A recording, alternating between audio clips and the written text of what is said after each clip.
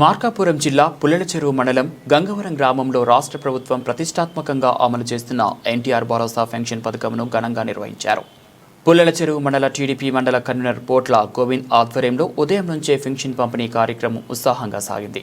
ఉదయం 7 గంటలకే ప్రారంభమైన ఈ కార్యక్రమంలో అధికారులు, సచివాలయ సిబ్బంది, స్థానిక టీడీపీ నాయకులు కలిసి గ్రామంలోని ప్రతి లబ్ధిదారుడి ఇంటికి వెళ్లి నేరుగా పెన్షన్లు అందజేశారు.